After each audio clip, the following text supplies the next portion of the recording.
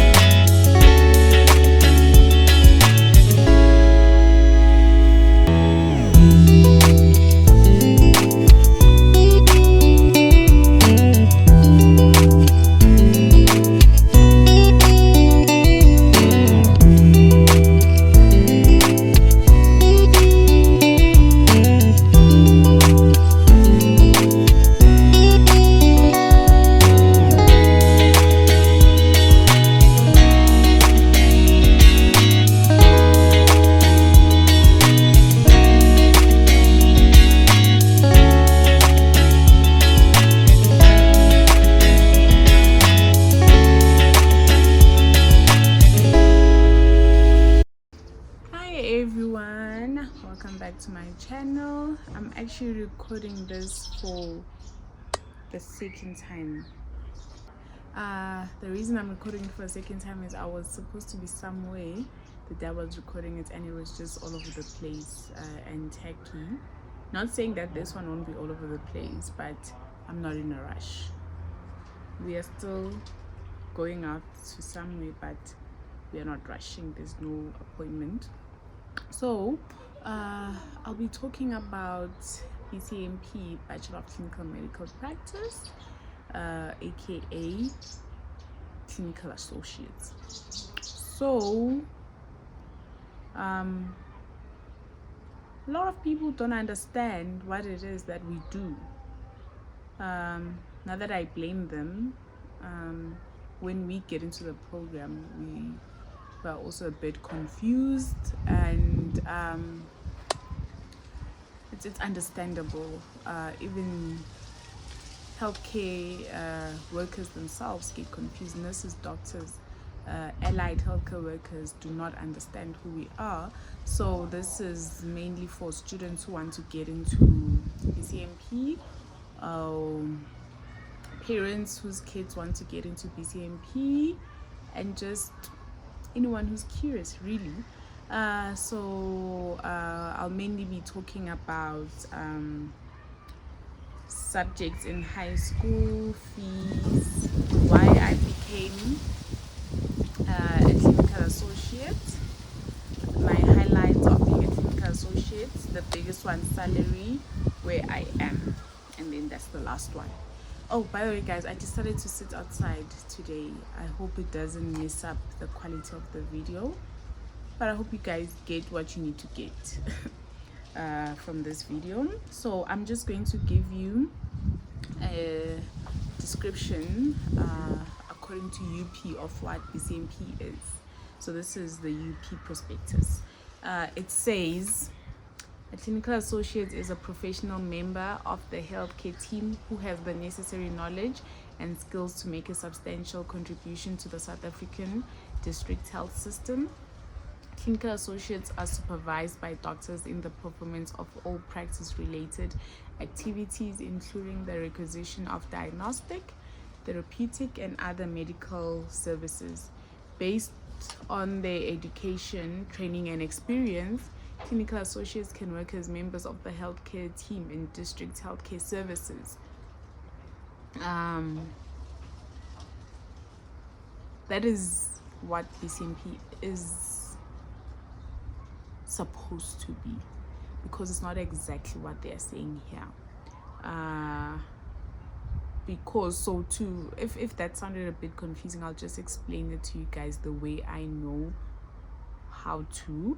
It's basically seeing patients. By seeing patients, it's history taking, physical exam, ordering diagnostic tests, making assessments, that is coming up with diagnosis, and treating the person, so that it can be pharmacological and referrals as well, under supervision. So it can be direct supervision, meaning I'm here with you, or it can be remote supervision, obviously depending on how comfortable you are, which is where the tricky part for me comes in, is it's subjective. So there's no objection in the experience and comfortability of a clinical associate in how much they can do. They're clinical associates who are extremely independent and don't need supervision, but they still can't get access to certain things because of their title, which is understandable. And I mean, this is not the US or other countries where physician assistants get a lot of freedom and independence as compared to here. But this is not a political video, so yeah, this, I'm just putting it out there. And then, so in high school you'd need English, or at least UP requires English, pure maths, and or life science. Those are the only requirements they have. Level 4 in those subjects. I don't think that's completely true, because in my class, I don't know of anyone who didn't have pure maths and physics. If there's anyone, they can just tell me I'm lying. But apparently at VETS there are clinical associates who had maths lit. So this is also, I guess that's what prospectuses do. They tell you the minimum, but they'll obviously they'll aim as high as they can in terms of their acceptances. Yeah. Fees. The fees at UP, when I was in school in my first year, it was about 60 to 70k. All of this is excluding accommodation, food, transport, and textbooks. So it was just tuition. It was 60 to 70. Second year was 22 to 24. The reason why second year became so cheaper is because we leave the premises. We no longer go to UP itself. We don't no longer go to classes. We go straight to the hospital.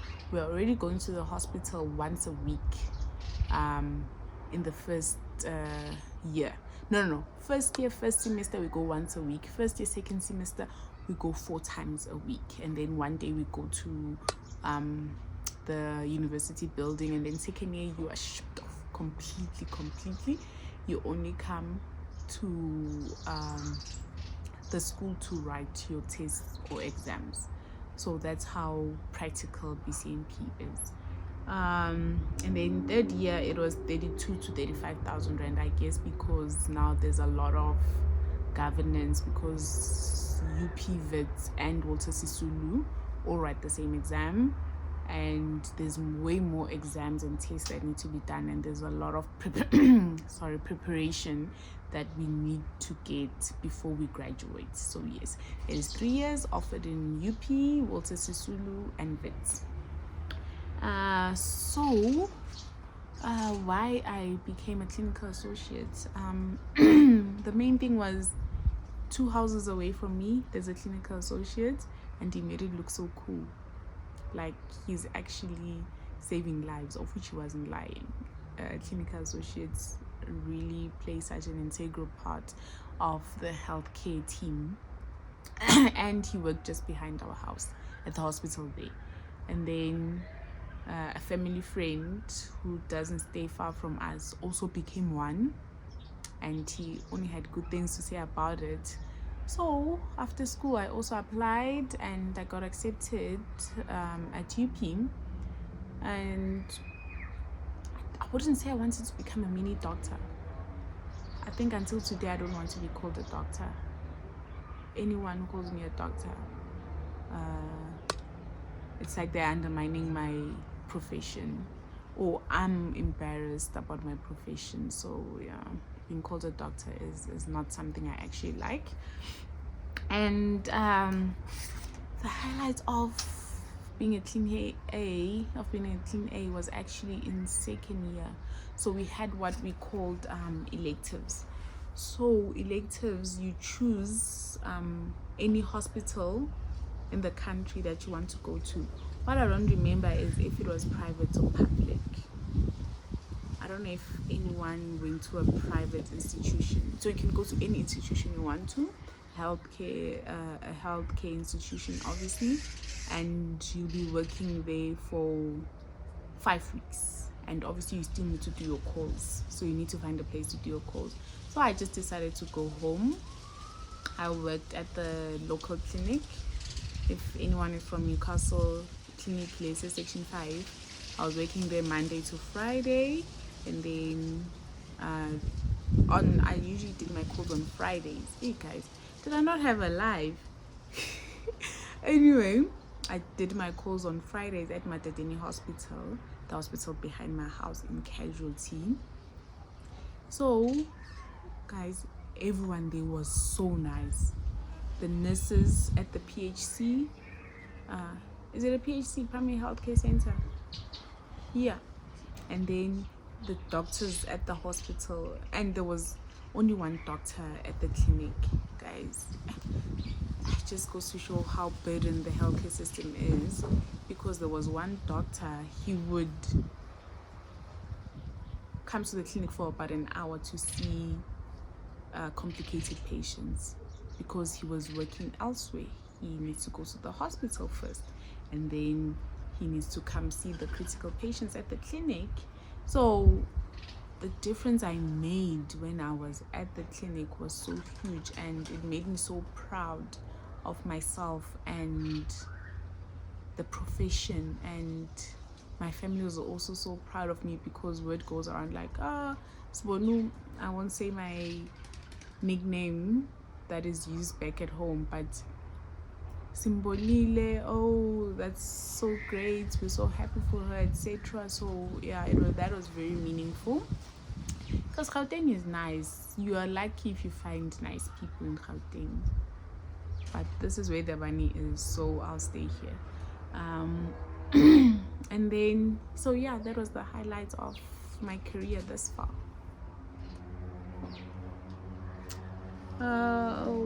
Okay, then the sensitive one, which is the salary. So yeah, I'm even embarrassed to talk about this one, because people get the lowest salary in government, because in government, I don't know about now, it's probably around 270 per annum, and that means it's 22k, 22k gross, and then you'd net about 17k. That is with benefits at least. But I don't know why the government thinks they can keep a person or a profession at that salary structure for about 12 years since the profession was introduced.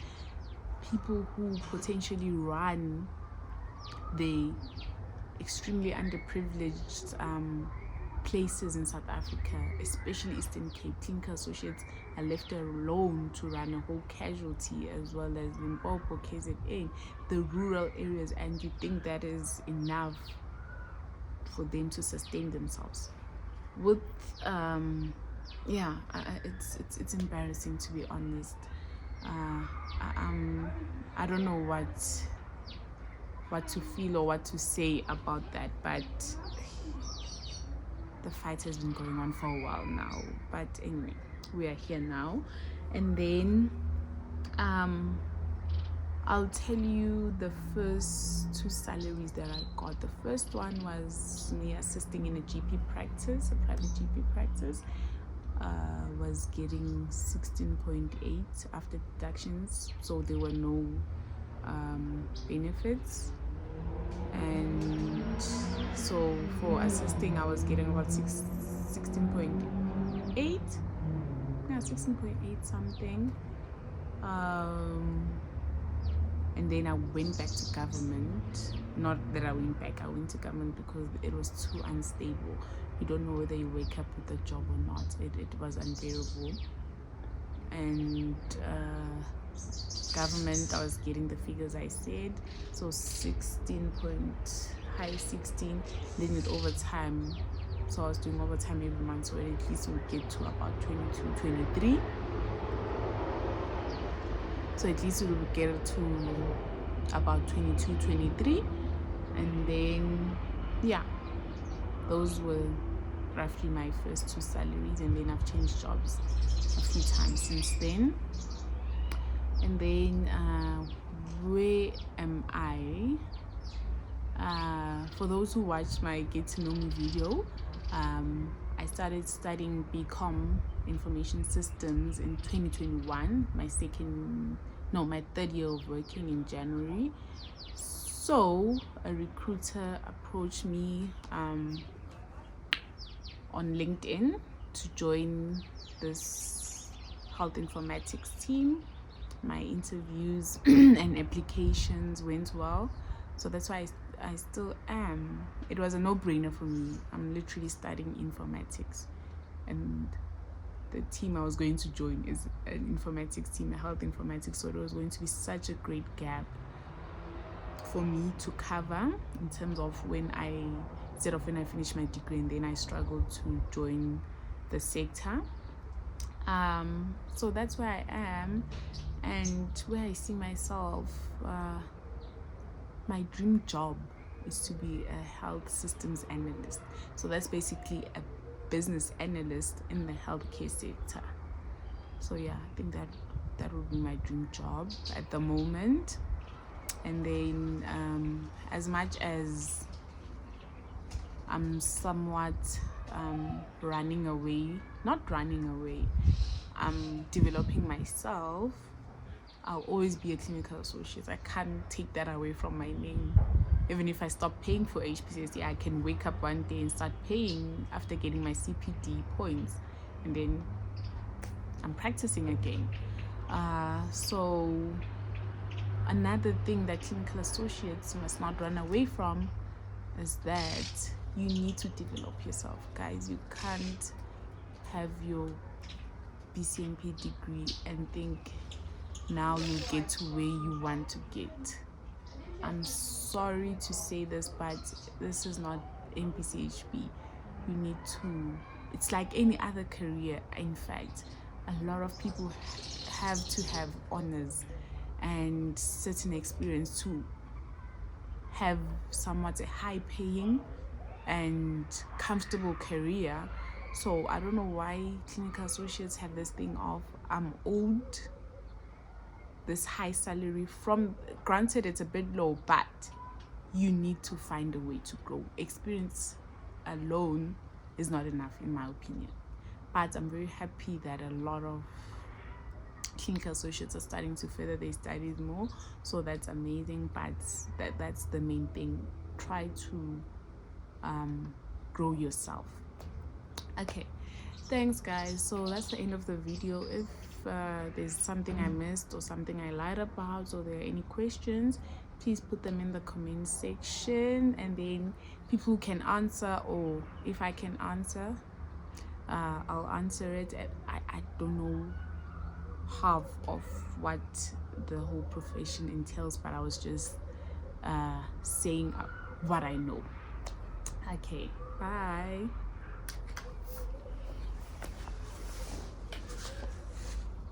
It's like any other career. In fact, a lot of people have to have honors and certain experience to have somewhat a high paying and comfortable career. So I don't know why clinical associates have this thing of I'm owed this high salary from, granted it's a bit low, but you need to find a way to grow. Experience alone is not enough, in my opinion.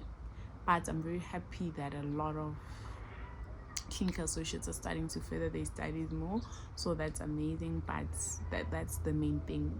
Try to grow, guys. So that's the end of the video. If there's something I missed or something I lied about, or there are any questions, please put them in the comment section, and then people who can answer, or if I can answer, I'll answer it. I don't know half of what the whole profession entails, but I was just saying what I know. Okay, bye.